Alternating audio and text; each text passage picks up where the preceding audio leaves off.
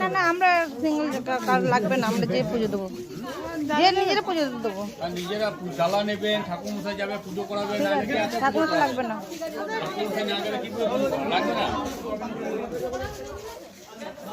লাগবে না তো ঠাকুর মশাই আছে ভিতরে, আমরাই যাবো পুজো করাবো।